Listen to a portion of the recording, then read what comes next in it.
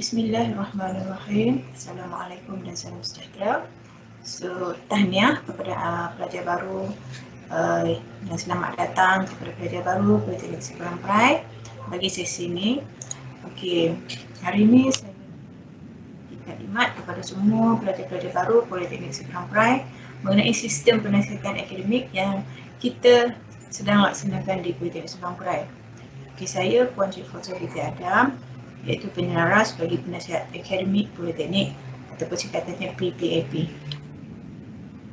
Baik, ini adalah jawatan kuasa penasihatan akademik Politeknik Seberang Perai yang mana terdiri daripada saya sendiri iaitu Puan Cik Fauziah Adam sebagai penyelaras penasihatan akademik Politeknik, manakala di setiap jabatan sama ada iaitu Jabatan Kejuruteraan Elektrik pula terdiri daripada PPAJ iaitu Puan Tan Siew Hoa, di Jabatan Kejuruteraan Mekanikal Puan Eng Cheng Lien, Jabatan Perdagangan Puan Nur Hasanah, dan di Jabatan Teknologi Maklumat dan Komunikasi Puan Syuhaila binti Muhammad Yusof. So di bawah PPAJ ataupun penyelaras penasihatan akademik jabatan terdapat beberapa orang penasihat akademik di setiap jabatan. Penasihat akademik ataupun singkatannya PA. Apa itu penasihat akademik dan apa tujuan penasihat akademik itu diwujudkan? Kita terdapat 3 objektif bagi sistem SPARK diwujudkan agar PA ataupun penasihat akademik dapat membantu pelajar merancang pengajian dan aktiviti ke arah meningkatkan pencapaian akademik dan potensi pelajar. Yang kedua, untuk mempelbagaikan kemahiran dan merangka strategi pembelajaran untuk mencapai matlamat diri. Dan yang tiga, untuk membantu pelajar mengenai laluan kerjaya. Okey, ini adalah buku sistem penasihatan akademik yang kita guna untuk semua PA di Politeknik Seberang Perai dan semua pelajar menggunakan buku ini sebagai panduan atau merujukan dalam melaksanakan sistem penasihatan akademik. So dalam buku ini dia akan memberi penekanan penasihatan akademik mengenai pembelajaran dan pencapaian akademik ke arah kecemerlangan pelajar berpandukan modul inspirasi mind. Buku modul inspirasi mind. Buku ini adalah akan pelajar dapat satu buku setiap orang, yang mana buku ini akan diguna pakai daripada semester 1 hingga semester 5. So dalam buku ini dia mempunyai beberapa domain yang mana dia boleh membantu pelajar untuk meningkatkan ataupun memperkasa jati diri pelajar bagi membantu pelajar membina matlamat dalam kehidupan, kerjaya dan akademik dengan sokongan atau bantuan daripada penasihat akademik. iPad merupakan satu sistem maklumat yang mana diguna pakai di Politeknik Seberang Perai dan semua politeknik, di mana semua catatan akan dilaksanakan di dalam sistem ini. Di mana di sini juga semua pelajar PSP akan menilai sistem penasihatan akademik menggunakan sistem iPad. Apakah peranan penasihat akademik? So setiap pelajar akan mempunyai seorang penasihat akademik. Setiap kelas akan terdapat seorang penasihat akademik di mana dia akan membantu pelajar bagi kelas tersebutlah. So berikut adalah peranan dan tanggungjawab PA ataupun penasihat akademik. Sedua aspek utama tujuan PA diwujudkan adalah bagi membantu pembangunan akademik pelajar dan yang kedua adalah bagi membantu pembangunan diri pelajar. Seterusnya, PA akan mengadakan sesi perjumpaan dengan pelajar seperti mana yang dinyatakan dalam jadual itu. PA akan membantu pelajar, memberi bimbingan, nasihat dan panduan kepada pelajar apabila diperlukan bagi kebanyakan masalah atau isu yang berlaku. Di antara permasalahan akademik pelajar yang boleh dirujuk dengan penasihat akademik ialah yang pertama, semua pelajar boleh rujuk dengan penasihat akademik jika menghadapi masalah akademik pelajar.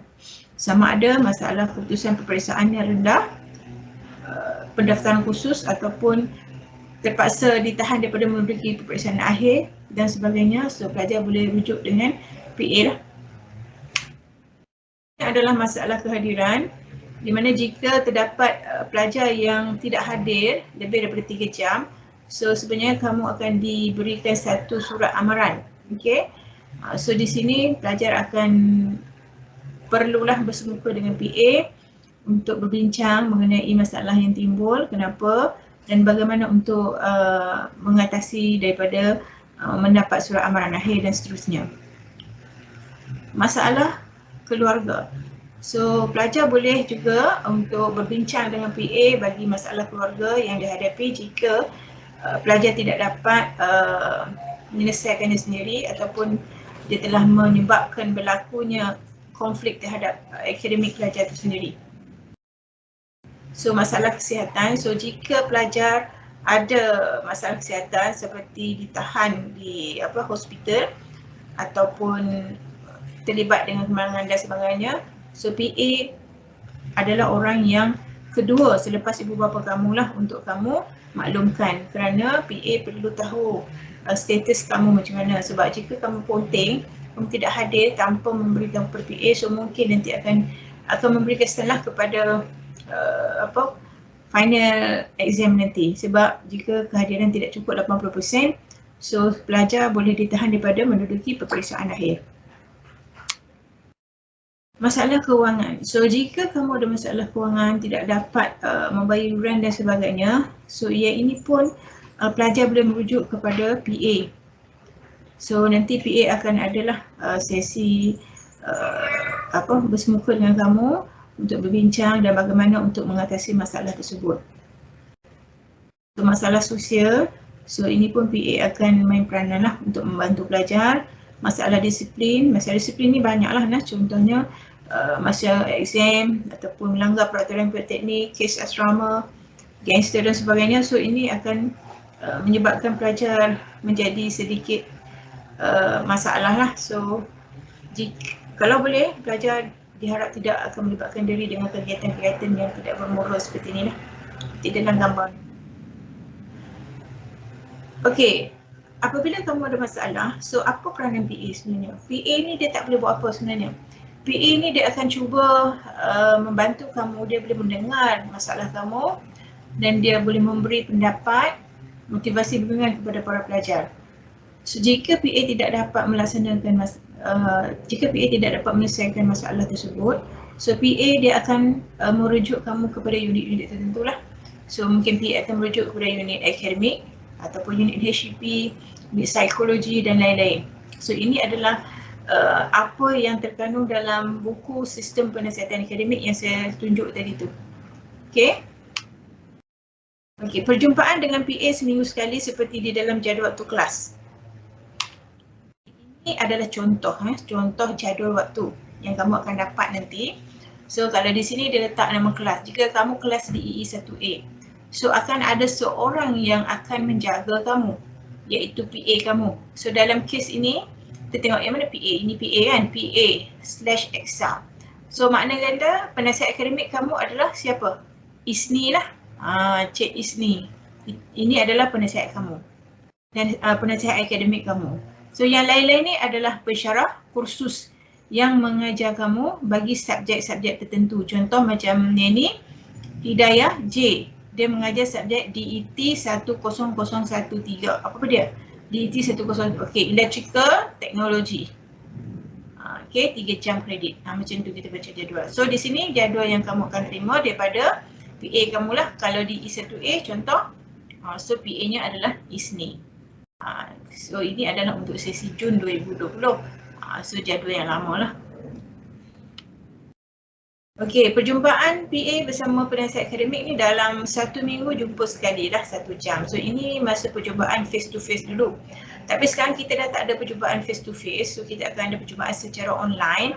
So nanti PA kamu akan beritahulah sama ada perjumpaan akan dilaksanakan menggunakan Teams ataupun menggunakan Google Meet. So itu terpulang kepada PA kamu. Okey. Ini adalah takwim semester 1, semester baru, pelajar semester baru. Yang mana takwim ni adalah antara aktiviti yang akan dilaksanakan bersama kamu oleh PA kamu. Pada bila? Setiap jam pada setiap minggu ikut jadual tadi.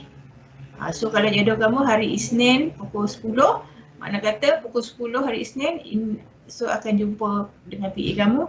Dan ini adalah poin-poin yang akan dibincangkan dengan PA kamu. So contoh ini minggu pertama. 7/3 contoh hari Isnin you ada kelas PA dengan penasihat akademik kamu. So sesi pengenalan ataupun peraturan politeknik sebelum Pride. Maksudnya masa ni mungkin PA kamu akan berkenalan dengan kamu dulu. Kemudian dia akan buat apa? Dia akan terangkan tentang peraturan di politeknik. Minggu kedua, kat mana minggu kedua di sini kan? Okey, di sini buat apa? Proses mengendiri dan membina matlamat. Di sini PA kamu akan guide kamu lah untuk menerangkan apa maksud mengenal diri dan membina matlamat kamu. So ada buku main kan? So dalam buku itulah nanti PA itu akan merujuk dan membantu kamu untuk membina matlamat. Okey? Dan seterusnya perjumpaan minggu ke-3, 4 dan sampailah minggu ke-14. Minggu ke-15 dan 16 ni adalah untuk PA kamu lah sediakan report. Okey, inilah buku modul inspirasi diri ataupun kita panggil buku main. Okey, penggunaan buku main ini dia melibatkan semester 1 hingga semester 5 lah. Kalau dulu kita ada sampai semester 6 tapi sekarang tak ada, dia sampai semester 5 sahaja. Okey.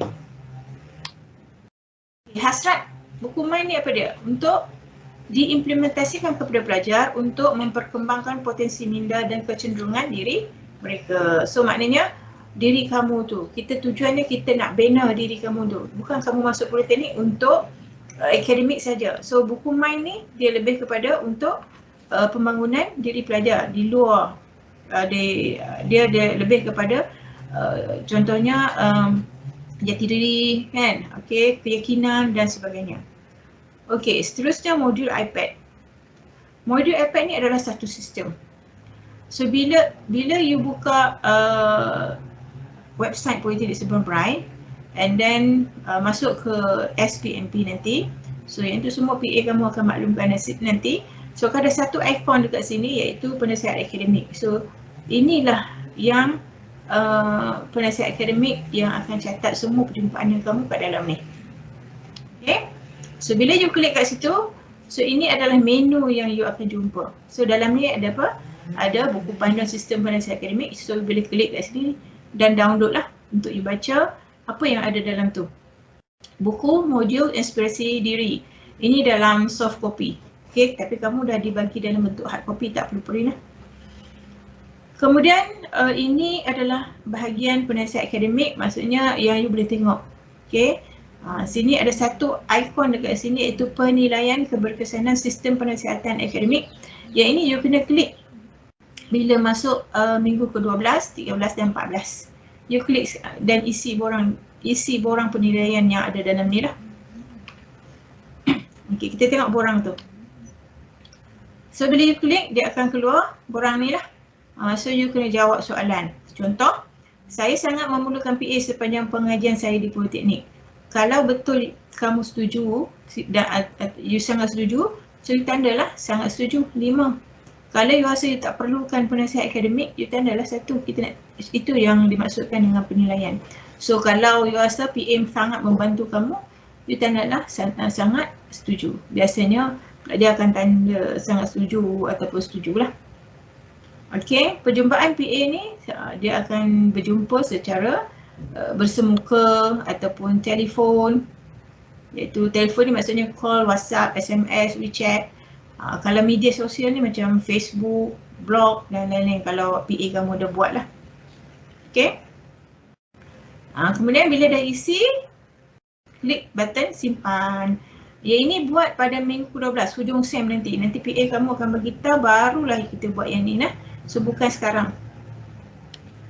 Okey, jika kamu dah klik simpan, so PA kamu boleh semak di sini siapa yang belum buat. Kalau kat sini dia belum buat ada 3 orang, Ahmad Bukhari, Kishanai dan juga Nevindran. So PA kamu boleh tahulah siapa yang tak buat. So nanti akan kamu tak boleh larilah, kamu kena buatlah. Nah. Okay, ini adalah laporan keberkesanan jumlah status pelajar yang menjawab bagi sesi yang lepas lah, iaitu sesi 1 bagi tahun 2021-2022. So kebanyakannya adalah 99% ke atas. So bagi JKE 99% pelajar yang tak buat yang buat. Daripada sini sebenarnya ada seorang yang tak buat. Ada 2 orang yang tak buat penilaian. Okay, mungkin ada technical, mungkin pelajar tersebut sebenarnya dah tamat, tapi dia masih lagi ada dalam senarai nama, so mungkinlah. Okay, bagi JKM 99.7, JP 99.8 dan JTMK 98.8. So saya harap tahun ni akan mencapai 100% lah. Okay, itu sahaja daripada saya sebagai penyaras sistem penasihatan akademik. Jadi saya harap kamu berusahalah merubah diri supaya lebih cemerlang dalam bidang akademik dan sosial dan juga rohani. Terima kasih.